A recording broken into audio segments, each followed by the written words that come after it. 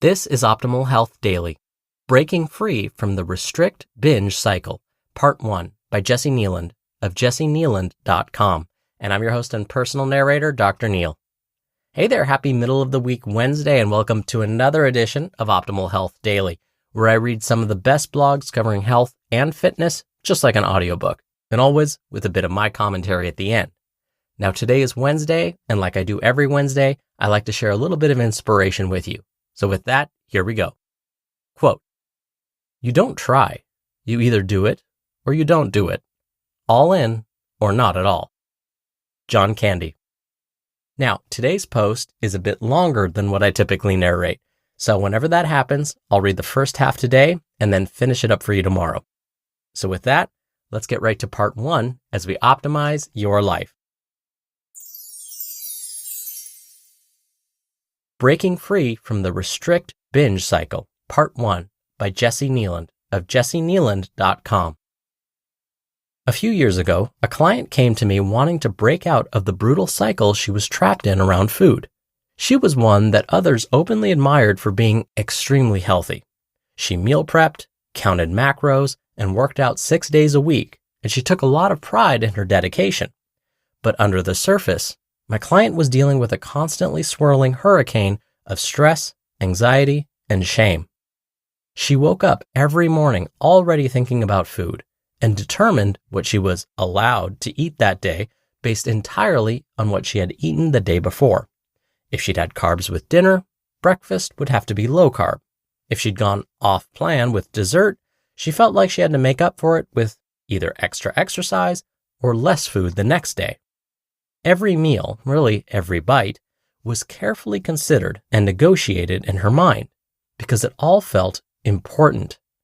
Eating sugar meant she was weak and bad, and eating processed food meant she had failed. If she ate more than she felt like she'd earned that day with her workout, she felt guilty and would start to panic. There were so many food rules and so much food math that it never stopped. All day, every day, there was a constant stream of anxious chatter about food running in the background of her mind like a constant buzzing in her brain, shaping every decision she made. And of course, all that mental and physical restriction around food led, as it so often does, to food binges. She'd adhere strictly to her food rules for days, sometimes weeks, but then there would be a crack of some kind, and it would all fall apart at lightning speed. One vulnerable moment, one emotional trigger, one single broken rule. Suddenly, the cravings and pressure that had been building would become insurmountable, and she would find herself alone in her kitchen, eating until she felt numb and uncomfortable.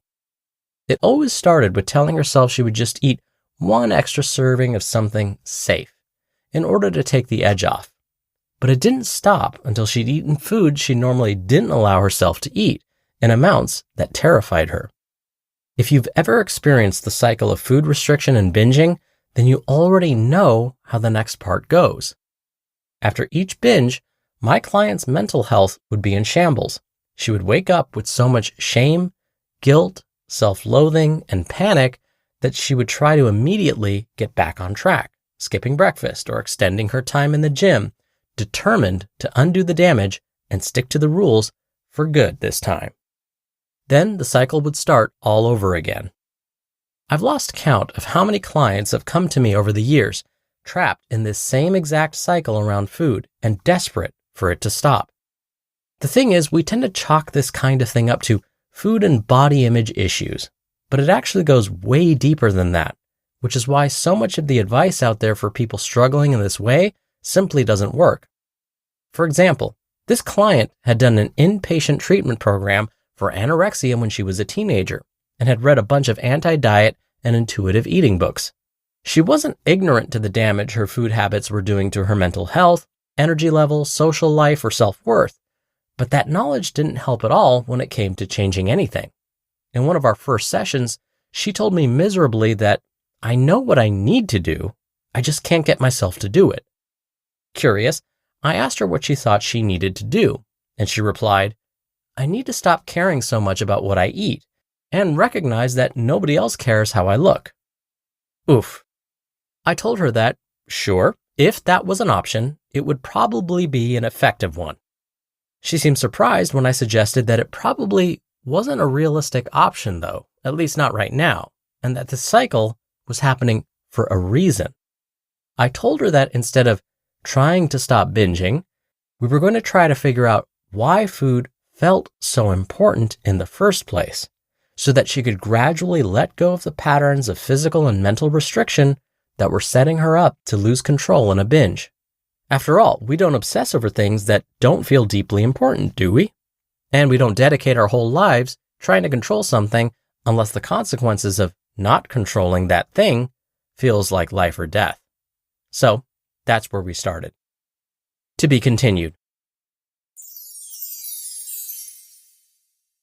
You just listened to part 1 of the post titled Breaking Free from the Restrict Binge Cycle by Jessi Kneeland of JessiKneeland.com, and I'll be right back with my commentary. Right now, there's a talented person out there who could take your company to the next level. Do you want to hope they see your job post before your competitors? Or do you want to match with them with Indeed sponsored jobs? Stop struggling to get your job post even seen on other sites. Give your job the best chance to be seen with Indeed sponsored jobs. When I was looking to hire, it was so slow and overwhelming. I wish I had used Indeed. Spend more time interviewing candidates who check all your boxes. Less stress, less time, more results now with Indeed sponsored jobs. And listeners of this show will get a $75 sponsored job credit to help get your job the premium status it deserves at Indeed.com/health. Just go to Indeed.com/health right now and support our show by saying you heard about Indeed on this podcast.